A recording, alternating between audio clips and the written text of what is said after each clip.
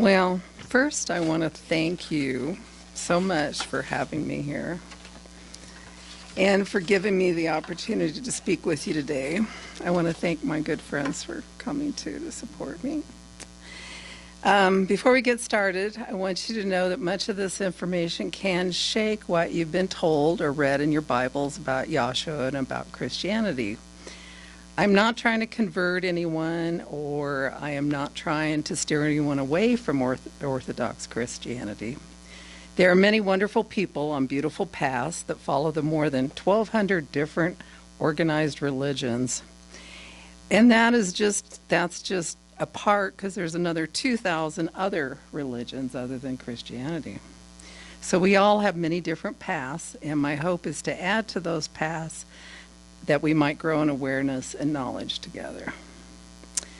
Remember when Christopher Columbus thought that he had landed in India, and the people all looked the same to him, and so he called our Native Americans Indians, just because he thought he was in India. It took hundreds of years for us to get it right, and we are still working on it.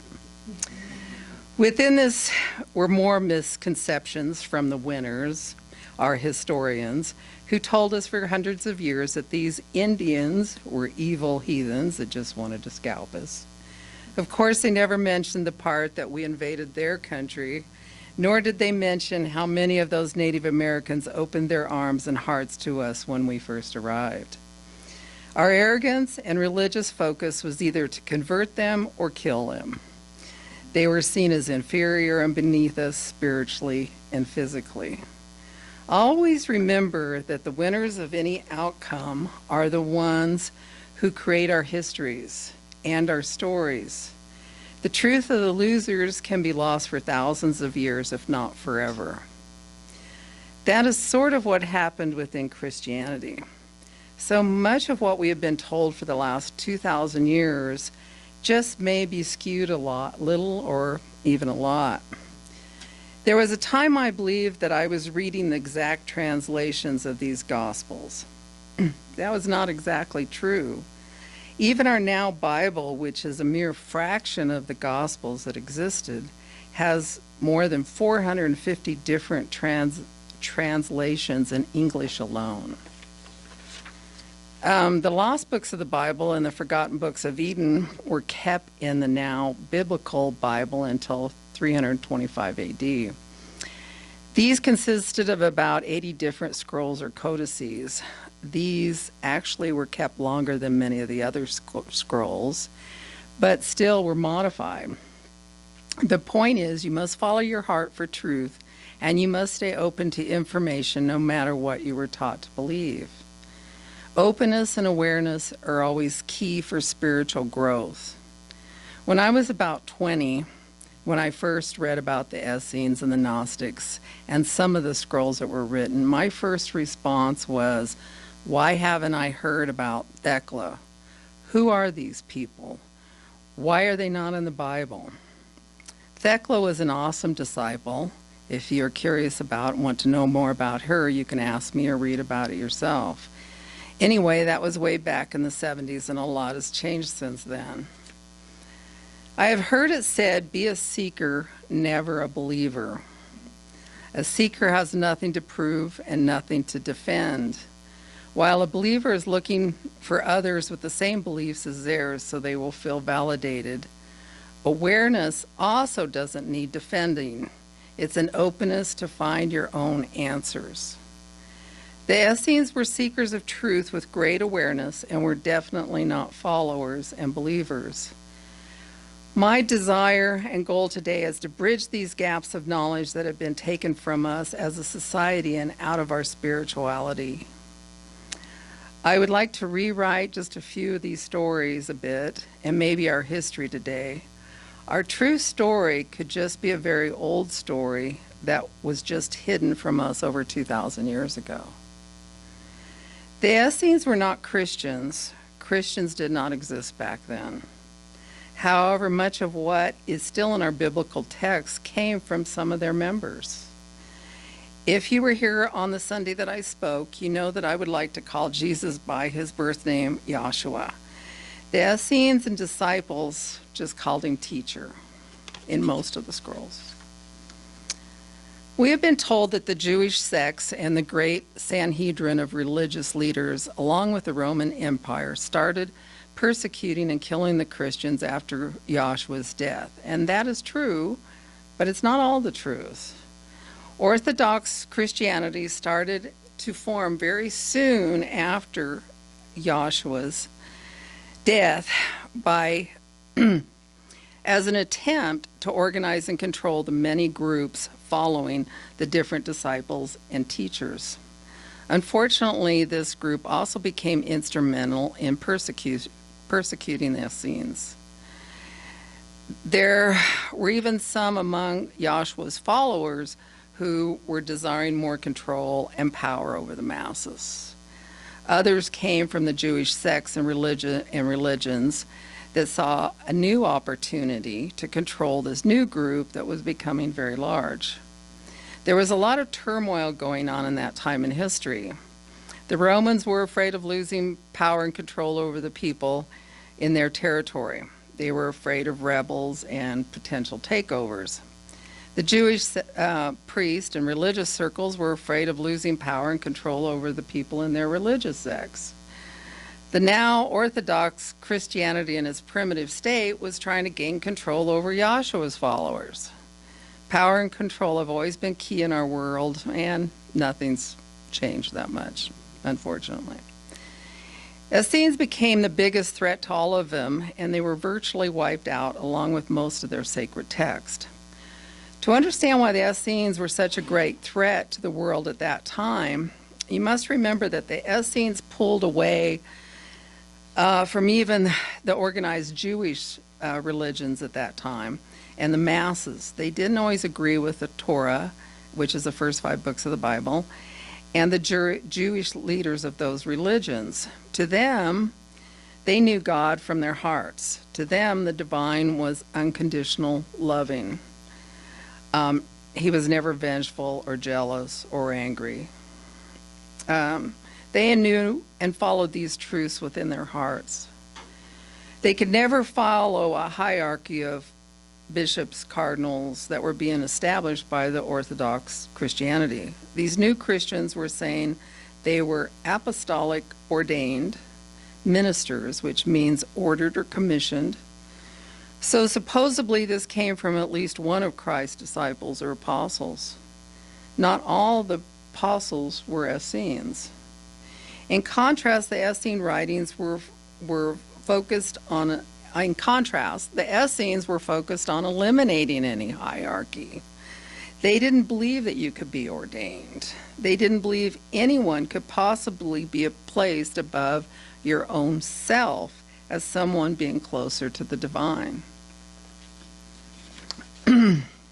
They followed their hearts, not leaders. That was one reason they were called Gnostics, from the word gnosis, spiritual knowing and revelation. This knowing you couldn't get from a book or intellectually learn. One could never be ordained. They were the ones who knew and understood these great truths. They would also never get rid of their female priests and teachers. They knew their leaders by their fruits, not by their gender or their title. They also couldn't be grouped with an organization that was now killing anyone who wouldn't follow them. The Essenes didn't believe in killing for any reason. All life was sacred to them. This new Christianity or churchianity was against everything that they knew in their hearts to be true. By 100 years, 100 AD, 100 years after Christ, Christianity had become an institute headed by bishops, cardinals, priests, and deacons, and they set themselves up as the only guardians of the truth. And by the 2nd century, clear lines were drawn as to who was in charge, and it wasn't the Essenes. By 325 AD, Rome embraced, and opened their arms to Orthodox Christianity. Probably the biggest problem that ever happened in the world. The Council of Nicaea was created to decide what would go in their Bible. Religious scholars, even today, openly acknowledge the editing and deleting of all Gospels at that time. The Orthodox Catholic Church, the Church of Rome, were the winners, and the Essenes were killed as heretics. With this military support now behind the church, the Essenes were virtually wiped out. The Essenes that did survive fled to Europe, Tibet, parts of Asia, and even into the Americas. Before we go on, there is something that should be said.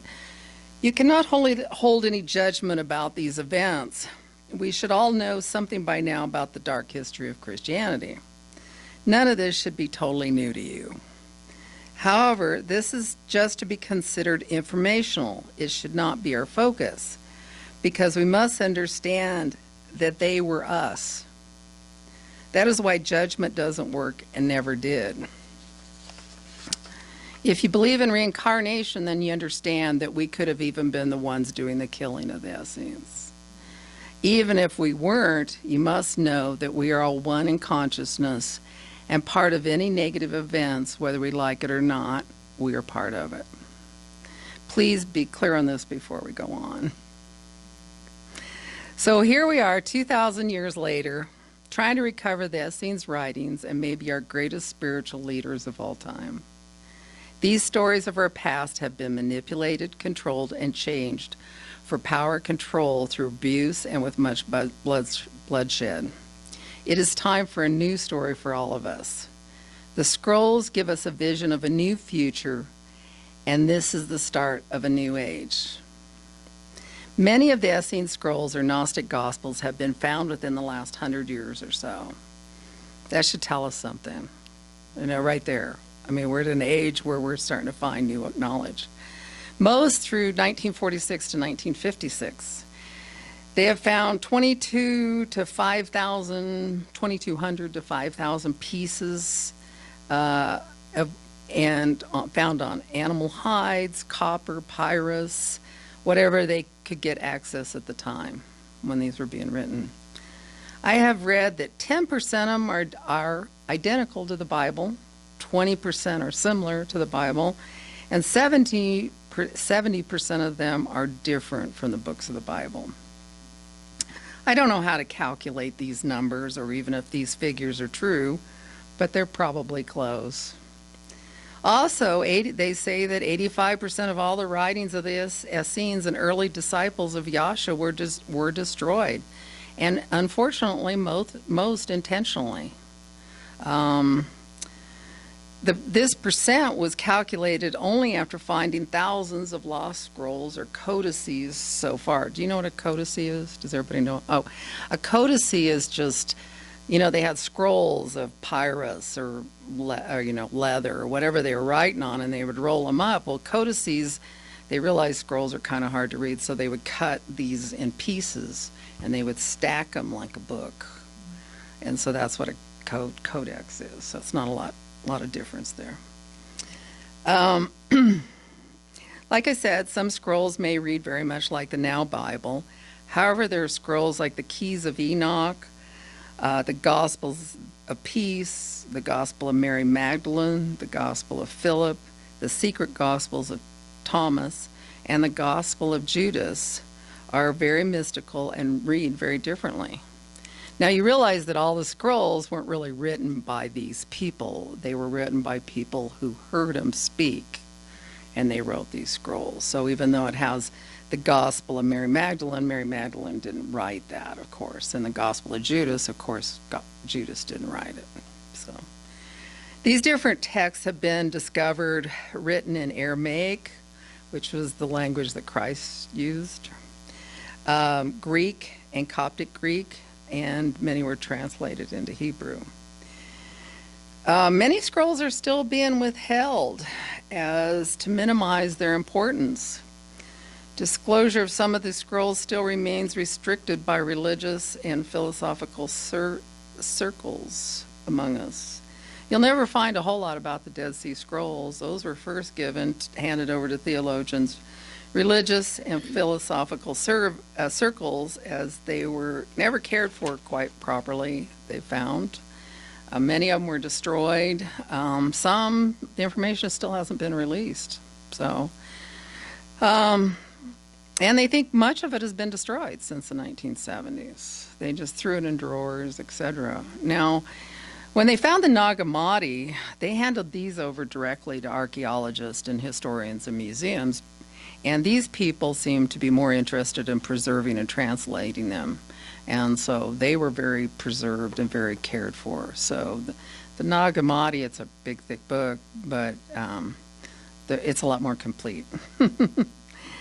Other scrolls are being held by people who want nothing more than monetary gain. So they know there's scrolls out there that we still haven't found them all. Okay, let's talk about Joshua's life a little bit. Because his story is incomplete, I feel like our story is kind of incomplete. Much is missing about him. Our Now Bible mentions his birth. Then we miss the next 12 years. He was 12 when we hear about him in the temple. The next 18 years after the age of 12 are totally missing. His social life, family, and relationships are non-existent. Other than we know that his mother was a virgin, however, she was much more than that. His family past is missing. We don't know much about his friends, his social life before the last 3 years of his life. More importantly, who he really was spiritually, how he felt, and why he came to us. This was all removed in our history in our Now Bible. So I'm going to bring just a little bit back today. Joshua had his incarnation in the middle of the Essene time frame. The Essenes existed from maybe 160 BC to 325 AD. So that's the only time they really existed. Joshua was raised in the Essene or Gnostics from birth. His mother Mary was raised in the Gnostic temple from the age of 3. Grandmother Anna was a high priestess in the Essene temple. Both these women were considered and worthy to be teachers, priests, and healers. I would like to talk more about Mary and Anna later. These were powerful women, but I don't have time today. You can always ask me or read about them. Of course, Joshua was also very close to his father Joseph as a youth, and Joseph is rarely mentioned in the Bible. So let's talk a little bit about Joshua's early life according to some of the lost scrolls. Here are just some very brief stories about his life. As a baby, Mary could see energy when Christ was a baby. Mary could see energy coming off Joshua's body and would heal people by pouring his bath water over them. Remember, she was raised in the temple to be a priestess. Seeing auras and energy, I'm sure, was not really very new to her. She was often called St. Mary's and was a healer herself and used whatever form was necessary to heal people when they came to her.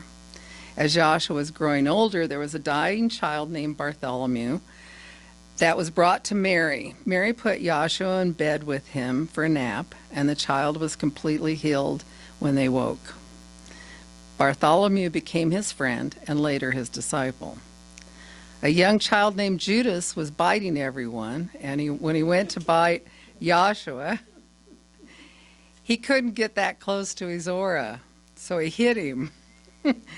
Joshua just stared at him, and it was said that a demon ran out of Judas like a wild dog. They became best friends after that, and later he became his disciple. James, his younger brother, and him were gathering wood when James was bitten by a snake. Joshua put his hand over James' hand and healed him. James later became one of his very close disciples. Yes, Joshua had 4 brothers and 2 sisters, and their names are mentioned.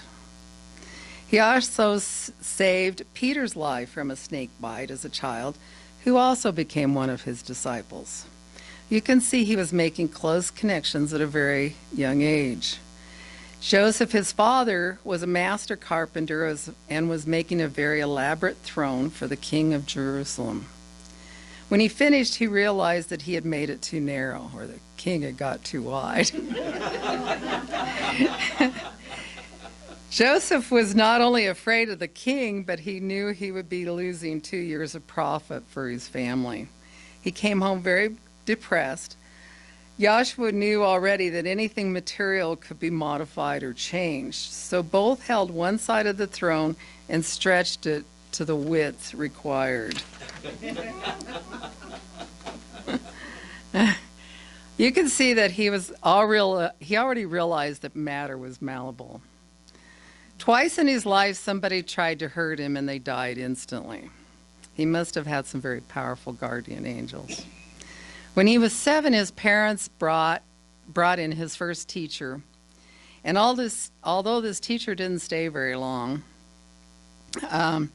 he said that there was nothing he could teach him. Joshua knew more than he did. Thus, another teacher was brought in, and this is I'm going to say more on a college level. They were trying to still educate their son. Joshua's knowledge was so vast that Joshua would correct him. In this teacher's arrogance, he raised a stick in his hand to strike Joshua for questioning him. His hand withered, spread to the rest of his body, and he perished. The other time Joshua was playing with friends on the Sabbath. They made ponds and streams in the water. He was creating birds from clay, while the other boys were making clay animals. A religious person approached the boys and told them they could not play on the Sabbath, and proceeded to destroy the ponds and clay figures. Joshua commanded his birds to fly away, and then told the man that the Sabbath was not created for man, or that the Sabbath was created for man, that man was not created for the Sabbath. This infuriated the man, and he went to strike Joshua with his cane. The man's hand withered, then the rest of him, and he too perished. The first time he brought somebody back to life was not Lazarus, but when he was a child. He was playing on the roof with some of the other boys, and one of the boys fell off the roof and died. The other kids ran when they realized what had happened to their playmate. Joshua already knew death was just an illusion, so he stayed on the roof and continued to play. The boy's parents came out of the house and blamed Joshua for pushing him off the roof. Joshua had to bring the boy back to life so he could tell him what really happened. So some of these stories are great. There was a boy who ran into him and pushed him on the street. So Joshua caused him to fall down dead. Now, wow, the bully who angered the young Messiah. He finds his compassion at this tender age and does bring him back to life. You can see that he was learning compassion and evolving just on maybe a little bit different level. He was aware of who he was. How you choose to take these stories is up to you, but you can see his humanness and watch him coming into his awareness of self. We are watching him deal with emotions, maybe even anger as a child. I'm sure he had to deal with arrogance too. There's a story at one point where he throws a shawl over his shoulder and he tells everybody to call him king, and all of his friends will be his subjects. So, yeah, he's practicing. These can be seen as very human growing pains. On a higher level, he was also dealing with illusions on the material world that the rest of us just accept as reality. So he was no longer accepting illusions like we do. He was learning almost from birth how to tap into a place of wisdom and knowledge from another realm of awareness.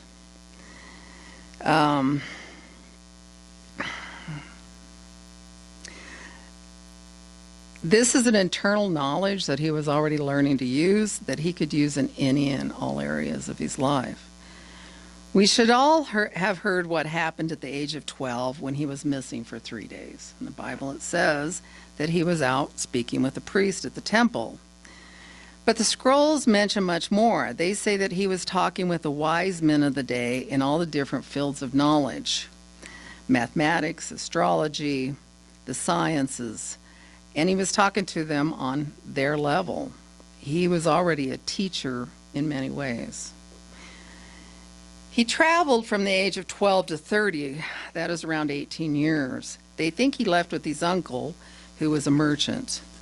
The scrolls mention that his parents were were beginning to fear for his life and sent him away for his own safety. Some neighbors didn't want to be around Joshua because people died around him, and he just knew too much for a child. He did too many strange things. At one point, they said that he was a sorcerer. He basically scared people. So for 11 to 12 of those years, they believe he was in Assyria, India, Persia, the land of the Chaldeans, which is Iraq and Iran, and Egypt. Now, he may have went other places. This is what the Essenes knew. He spoke and learned from the priests and wise men for many years in those Asian and Middle Eastern countries. He cured and healed many patients from country to country as he traveled. I read that Edgar Cayce, this is not in the scrolls, but I find it interesting. Edgar Cayce said that he then returned to Egypt so he could learn the wisdom of the Egyptians to become an initiate of theirs. It's interesting, they found a scroll. They don't think it's one of the Essene scrolls, but there's a scroll in Tibet that says that there was a prophet who mastered the three major religions before the age of 30, went back to Jerusalem and said, now it's time for me to do the will of my Father. So he was not totally Jewish. He was aware of probably Buddhism and probably the Egyptian religion. It would make sense that he went back to become an Egyptian initiate, because I read in the construction of the Great Pyramid that it's actually attuned to the application of sound and light frequencies, and that the sarcophagus in the middle of the Great Pyramid is attuned to the human heartbeat. That the 7 stones above the sarcophagus symbolize the raising of energy through the 7 endocrine centers or chakras during meditation and prayer. If Joshua chose to become an initiate and became a master of that religion, he would have gone through the complete initiation, and there was like 12 initiations. They were pretty major initiations. The last initiation was to lay in the sarcophagus for 3 days and 3 nights. This was without food, water, or much air. They found that the sarcophagus has tiny pinholes all the way through it in the Great Pyramid, and the lid is way too heavy to get off. It would have been put on by several men, but there's not enough air for a person to really breathe. So you would have to lower your breath and your heartbeat, etc., to survive. Actually, most died when they went through this initiation. You had to be pretty powerful, and very few even prepared for it. So basically, the ones that did survive almost had a near-death experience when they came back out. So you can see why they would have been very wise. We don't know if this is true. It's not anywhere in the scrolls, but it may have not been known by the Essenes either. The Gnostic Gospels says that 7 of those years he was left alone in the desert and was said to talk face to face with God. This is gnosis in action, awareness and love from the heart. He was learning the language of the animals and the birds, the healing powers of the herbs, flowers, and trees. He was learning the secrets of the precious stones and crystals, the movement of the sun, stars, and this would have been astrology. He was learning the mysteries of the square and the circle, sacred geometry. He was learning transmutation of matter, water to wine, and that sort of thing. He was learning about shapes, numbers, and signs, perhaps their version of math, algebra, and calculus, probably even more than we know today. Again, he was getting his further education from the divine directly or through the gnosis.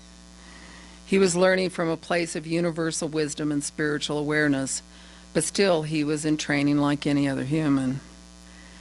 He was becoming the Christ or God consciousness. However, Joshua states over and over again in the scrolls that we are no different than him. We are all capable of training from the same universal source of wisdom, with the same spiritual awareness, and with the same heart of awareness. The scrolls state that the beast carried him from place to place because none of the beast feared him. There was another story that I found was kind of cute. There were some hunters who came along as he was traveling, and they were trying to kill a lion. He stops him and says that the animals were nobler than they were, and steps between them and the lion to protect her. She puts her paws on his chest in gratitude, and this scares them all off. "Who is this man who commands a wild beast?" was spoken as they left. According to the scrolls, many of the disciples were childhood friends. They had love for him forever, and he saved many of their lives. His mother and at least one brother were his disciples and were always with him. Yahshua might have loved everyone, but he was also human. He did have preferences, just like we all do for family, friends, and our partner. Yahshua was completely human according to the scrolls. According to the Essenes, Yahshua just became the first to master complete spiritual awareness. Yahshua was the first to become God or Christ consciousness in flesh. What did that mean? That he had a love for self and was self-aware as God in form. He accepted who he was and was willing to be a pattern for us. Through the Essenes, he taught us that when he said, "Come and follow me," he did not mean create churches, create dogma, doctrines, but to be like him, to know self and to know God personally as he did, and to do the things he did. He never separated himself from us in any of the scrolls. Everything to Yahshua could be broken down to either illusion or enlightenment. Fear is illusion, love is enlightenment. Separation is illusion, oneness is enlightenment. He talked very little about sin and repentance. He said any sin or mistake comes from forgetting and is remedied by simply remembering. Sin is nothing more than forgetting the truth and the real reality of who you are. That we are both a soul and an ego, spirit and matter. No judgment there, just who we are as humans. In the Gospel of Philip, he literally says, "There is no sin, it is only you who have made sin to exist." Yahshua taught that there was no need for any intermediary of any sort. Again, to know God, you had to know God within your heart. He could only find his expression and be realized there. We already have everything within us. It's only an awareness. Now, the Essenes did have priests, and they did have teachers. But these were the most spiritually aware and knowing among them.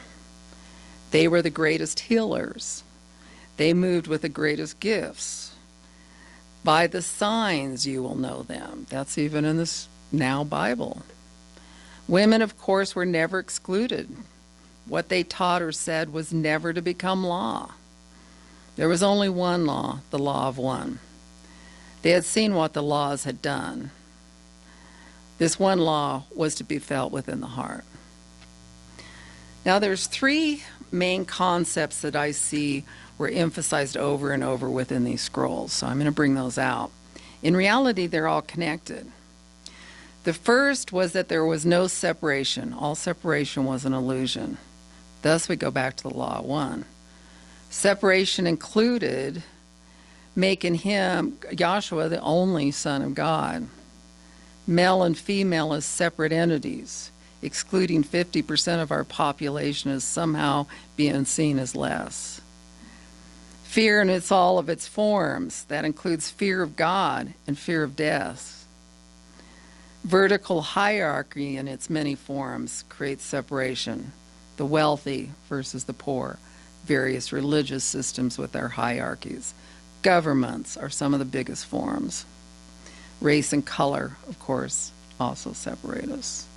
Separation is huge in our world. and still is. The way they saw it, Heavenly Father is one. I am the law, thy God. God in all. I am that I am. One God mind, consciousness, which we're all connected. One God self. This law contained all other laws, complete in its parts, all love, all life, all knowledge, all power, all substance. It is the sum of all matter, and out of this all things are formed. We are all one with everything in the universe. In the age of Aquarius, the law of one is all to be completed and fulfilled. This means we drop the illusions of separation completely. Now let that sink in for a moment.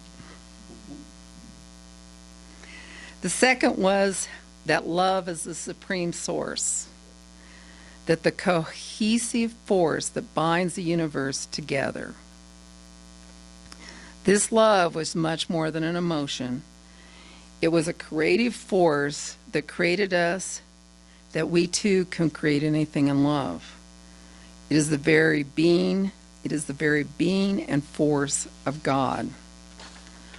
With love, you are no longer a slave to all the many man-made laws. Love would go beyond the other laws by fulfilling it. Remember, the first and second commandments are actually one and only one commandment. Love God, love self, and love your neighbor. Yahshua said, love one another as I have loved you. Being one in love opened the door to wisdom, enlightenment, and the gnosis of all knowing. As it relates to these scrolls, wisdom and love are intimately connected. The Gospel of Mary Magdalene says, the more I know, the more I love, the more I love, the more I know. God's will is simply this, that they come to know and love Him and love one another. The third thing in there, these are all connected, is to know self was to know God. This only combined the law of one with the embodiment of love. That meant self-awareness is God in self and self-love. Self is where we go to find the divine, to find our truth. This is not the ego. This is not some grandizement or negation of self. Both are out of balance. But can we be gods in human form with all of our faults and fallacies? Can we be love within human form with all of our faults and fallacies? According to the scrolls, yes we can, and yes we are. That was the reason for our incarnation. Spirit of God joined with matter to express God in form. All life, everywhere, is God expressing. The Spirit of God is love joined with matter to express love in form. There are many stories about Yahshua, but here is another story, a new story. Maybe Yahshua came back to break our illusions, to prove we are human in form, yes, but we are one with God. We are God. We are created in love, the very essence of God, and created from the very breath of God. Here to transcend all material illusion, including separation and death. God's in form, God's in spirit, on earth, in matter, as us.